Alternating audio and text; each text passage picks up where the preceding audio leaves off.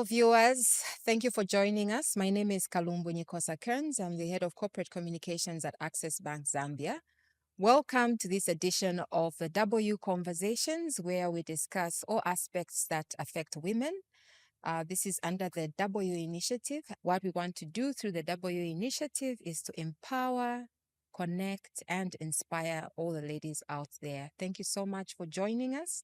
So today's topic, work-life balance. I'm joined by the lovely Tiwonge Mbale-Zyambo, who is the co-founder and lead consultant at Wisteria Learning, and Natasha Yambayamba, our acting head of human capital at Access Bank Zambia. Thanks for joining us. Now, ladies, before we even go further, I just want to say thank you so much for prioritizing today as part of your balancing act.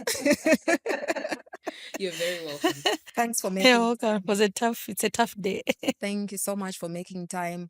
I know, Natasha, you're talking about coming from church. Tiwonge, you're talking about cooking chilangamulilo for a friend who's getting married. Yes. And you told me you'd be up by 5. Yes, I was up by 5. So you've done that, done whatever you need to do, Yes. and you're here with us. And I'm here. Tell me about that. Understanding work-life balance. In your view, how do you define that? What exactly are we talking to when we say balancing work, balancing life? First things first. Does work-life balance exist? Mm-hmm. It's a yes and no. Mm-hmm. And it's a middle ground, really. And that's where it stands. It's about what can you do with what you have and at what time. What can you prioritize with within the moment of the time that you have? So does it exist? Something has got to give at some point for you to make headways. So you need to learn. The most prudent thing you do is prioritizing. What can I do now? What can I do mid? What can I do later? So that's how I summarize work-life balance. Balance is a give and take. So in that moment, what is it that is priority? Is it the many things that are pulling at you? From the many things that are pulling at you, which one needs to happen? Is it the work part of it? Is it the family part of it? Is it the spirituality part of it? So whatever you pick at that time will not be a balance. It will be something that you lose for a little bit. Then you need to be able to pick it up at a later time. You know, when you said it's about picking which one is important at that time, the manager component of the brain is going around important but not urgent, urgent but not important, important and urgent, urgent and important. So I guess we could also, and I guess that's where the term managing work-life balance comes in from. So in that moment, is it important that I help my kid with their homework, which is due on Friday? Today is Tuesday. Or is it important that I get my board report that is due on Wednesday out of the way, and then I can help the kid afterwards? So for those that have kids, and speaking about kids, Tiwonge, you have 5 children. Yes. And of those, you have a set of twins. Yes. I've been watching your growth over the years. Obviously, I've known you for forever, but just putting things into perspective, how have you personally handled that? I know you got married quite young. You had your kids early, and then you had twins. And just for anybody out there listening, apart from being a co-founder and lead consultant at Wisteria Learning, Tiwonge has also held quite a number of roles in customer experience, HR, and juggling this consultancy where she's passionate about helping women grow career. She's also got some roles. Maybe you can just speak a little bit more in what you're doing, because I know you've also got the academic aspect where you're lecturing or have been lecturing. Yes. And I look at you and I'm like, how many things are you balancing exactly, and how are you getting through that? Okay. Yeah, quite multifaceted, I should say. It takes a lot to get to being a mom of 5. Whenever I say I'm a mom of 5, everyone and I told them I'm Manampundu. That's a mother of twins. It's something that everyone wonders. At my age, how did I get to have so many kids in this time and age? Do you mind telling us how old you are? Or are you one of those who says, ladies never No, tell? no. I'm an open book. I just turned 40. So 40 September, I turned 40, and it was a big 40. So yay. Yeah. So being a mom at 40 with 5 children and 1 husband, of course, it's something that you need to be very deliberate. There are 3 things that I learned very early in my academia. When I, of course, went to UNZA, was deliberate, collaborative, effort. 1, you need to be very deliberate about what you want. You need to work around your system that is surrounding you. And you need to make an effort for what you want to achieve. If you don't make an effort, it becomes difficult for you to get to where you want to be. So you're talking about me juggling being a mom first, being somebody's daughter, being somebody's wife. That's the family component. And of course, a daughter-in-law and a sister. Then you transition to my career where I'm an adult educator. So I'm passionate about academics, and I go back to lecture and I go back to tutor, and also to offer private tutelage to people that are doing their masters and PhDs. Then you talk about me being an entrepreneur, a network marketer, yes, which I am also, and also running our consultancy business. And then, of course, you have me being an employee, because I'm answerable to an institution that has also employed me. So, and of course, one critical aspect is also being part of a church and being a member of the church and also contributing. So how do you juggle all that? So before you go into juggling all that, I think you've left out something that most of us experience as we grow older. You also have to juggle being a friend. As I've grown in my corporate life, I found that I may not have necessarily lost friends along the way. It may look like you have lost friends, but when you put that into perspective, our priorities are changing. So many things to do, so many things to juggle. But are we choosing to juggle these and forgetting about the friends that we will always go back to? So maybe you could speak. Kalumbu, you know me better on friendship. I'm very big on friendship, and I celebrate friends. And of course, I put them under the umbrella of family, because most of my friends have become family. And of course, you also have to manage relationships. I must be very honest. As women, and I'm sure Natasha, you agree, is that we do actually lose some friends along the way. We do lose some fall off, remain a bit distance, but we do have those ones that support us and are there for us. So you have to always make the effort. I love what Natasha said on what you can do at what time, and what can be done now, and what can you do later. You know that if you have homework, for instance, the example that you gave, you have homework and it's due on Friday. It means that if you have a board paper that you have to work on, which is due on Wednesday, it means that your Monday and Tuesday automatically are coupled with you concentrating on the board paper so that you have that board presentation on time. But as you're doing that, you also need to nip out some time for the children. So it's about just being available and being there to make it work. Yeah. Thanks so much. Natasha, what has been your experience in your personal life and speaking from an HR perspective? Do you think that there are ways that organizations, for those of us that are in formal employment, can deliberately put in place to help support this illusion of the work-life balance? So I think, first off, it's important to note that an organization will only go so far, but whether you're successful at the balance is also dependent on the person. So it's important for the organization to create an enabling environment for you to be able to balance. And in order to do that, there are certain things they can do. So it's always very dangerous to have only one person who knows how to do a certain job. So that means that you don't have time to yourself. It's difficult for you to go on leave. So let's have somebody else there. Let's have emergency succession planning. If I have to go off somewhere to tend to a family emergency, there must be somebody who can take over from what I do or take it from there to somewhere else. And when I come back, I shouldn't find that pile of things. So we can also do job rotation. We can also do job shadowing so that you have an idea, at least in your department, about what happens in every sector. And I believe that that's something that we also do at Access Bank. We do encourage at least rotation of jobs and also just shadowing so that you learn.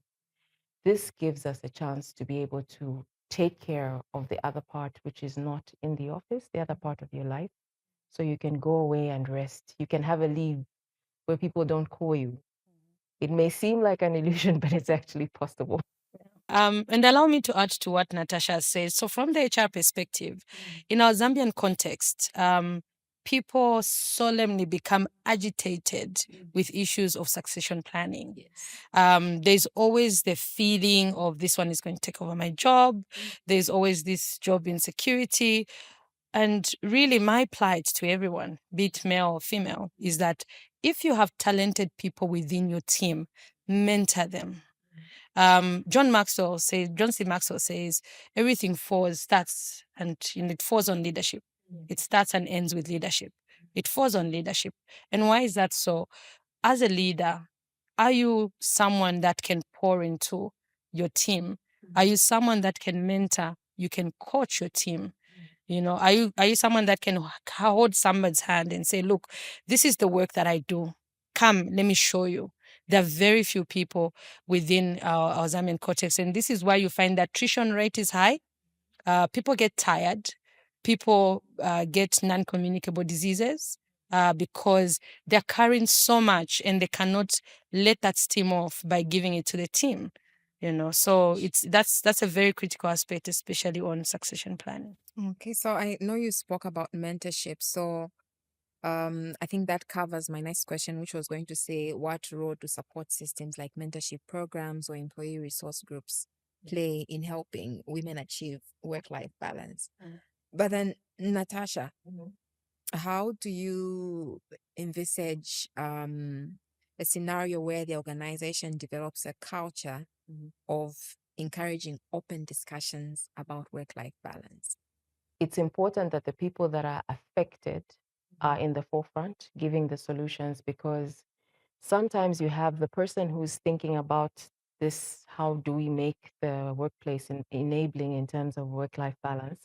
They're in a dark room somewhere developing some policy, but it's important on both sides to be able to communicate. So a focus group which has people that are maybe at that point or that time affected deeply by it, and they're able to speak to their experience and say, if I had had this from the organization, it would have helped me.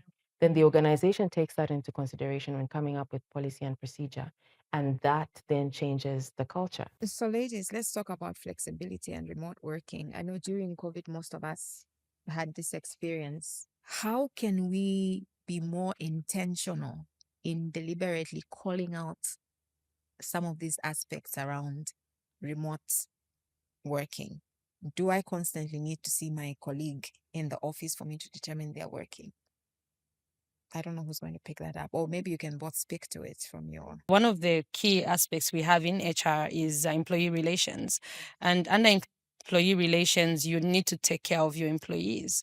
And this is why within the developed policies, Natasha did mention that even as you're developing the policies, you need to engage and involve employees, because one of the critical aspects of employee relations is the mentor taking care of the well-being of employees. And then now, I think after COVID, we've seen a drive and shift towards the mental wellness of individuals. So really, it's very important. Post-COVID, a lot of organizations have actually implemented working from home. They've embedded that within the conditions of service or the wellness policy that they have. The idea is, are you able to leverage off some steam from the tension? And, we do have moments, because you might be thinking, I'm thinking now in the bank, there are certain periods where you need everyone on deck. But then there'll be certain periods where you don't need all hands on deck, so who can do flexi work? Who can take that time to avoid, like in your case, burnout and that. So you need to be very deliberate as an organization. Put these things in policy. They need to reflect in policy. Leadership, executive leadership, corporate leadership responsibility should be that you put your employees first, because for you to get the profit margins you want, you need your employees to be at their best. So you also need to take care of their wellness. So lastly, yesterday, I was going to give you an example.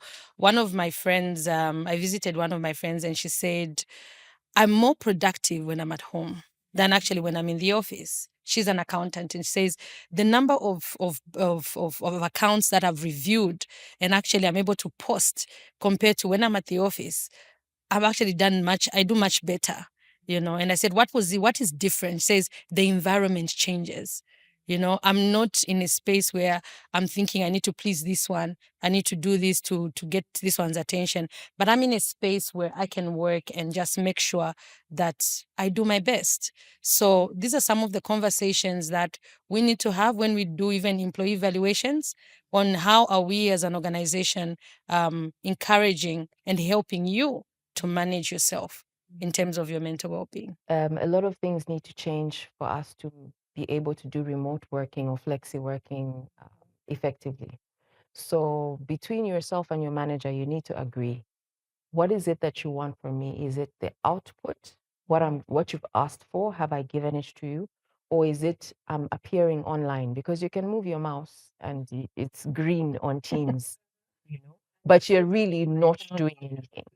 So I believe that as an HR professional, to advise people to say, please do look at what the output is. What are you getting from the person? What's the productivity, as she spoke about, right? And then we also have to talk about some jobs are difficult to do from home, especially if you're even in the HR space. People need to kind of see you, they need to feel you. So even if that option to work from home is available, it may not be something that we would fully take up, for example, because people need to come and see you, come to your office. But that also relates to what Tiwonge said about you find yourself being more productive when you are at home because there's fewer interruptions, especially if the kids have gone to school. It's another story if the kids are home. Then there's also the other aspect of when you're at home, it's hard to separate what's going on at home. You will be looking to find out what have they done for lunch? What was that sound? If you're going to have interviews or if you're going to have a meeting, you can't control a lot of the noise around you, for example. So it's about saying, in this one day, is there part of my work that I can do from home? And then there's some things that will require me to go to the office. So to be able to make that distinction, I think that can work. How can women navigate career advancement opportunities without sacrificing personal lives? I know women that have had to make a choice of, do I take this role that requires me to move, for example, to Nairobi? It's going to pay millions of kwacha at the end of the year. And we need this money. But I love my husband and he's not going to give up his job. I want my kids to get the best, And of course, maybe the example is a little extreme, but we have these situations where women are getting into, and then comes the conversation of from the boardroom to the bedroom, because at work, you are at home, you can't be. How are you ladies doing it? And how do you encourage the lady out there to be able to do it? Okay, I think it's been said before to say the first career decision you make is the partner you choose. Say that again. The first career decision you make is the partner that you choose. I should go and use that line with my husband. So you know by the time you're getting married or going into a partnership, you do know what it is that you want for your career. You've set out certain goals. So this person needs to understand before you tie the knot. They need to understand that they will be left alone sometimes for a week or two, and so on and so forth. And this is me speaking from experience. The job I was doing last year demanded that I was out of Zambia for very long periods of time, but my career was advancing. But what I didn't have is I started losing the connection at home with my sons and with my husband. So I had to make the difficult decision. This was a job I loved, and I loved to travel. But I asked him, and he said, "Look, we made a plan.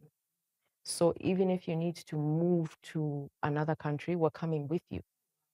So I said, "Okay, that's very nice, but practically, I think I'm going to have to change jobs so that I'm home. It's easier if I work late, but I'm in the same country as the three of you." And then also in terms of learning practical things, what I've done is identify people in my family who have had the same sort of trajectory as I would want to have, and have conversations with them. We have business conversations with my aunties. They would rather focus on that than anything else. They would just say, "So what are you doing at work? What are you doing now? Have you moved? Have you advanced?" And also, I also try to have a wide array of the type of friends that I have outside of my family. So people that are a bit more advanced in their career, so that I can speak to them and see, what did you encounter? People that are also coming up, because you have to pass it on. Whatever knowledge you have gained along the way, you have to pass it on. But as I said, your partner is everything. They kind of decide how far you're going to go, because it starts to get uncomfortable if you're not on the same page. Yeah. And then also just consider your kids.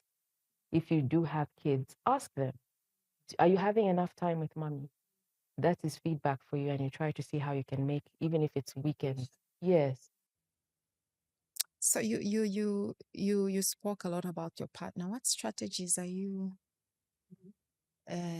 implementing in managing that side of the relationship? It's so well and good, but I mean, for you to get that partner to think like that, there's definitely something you're doing right. I think it was clarity and communication Mhm. about what I want and what I want to get.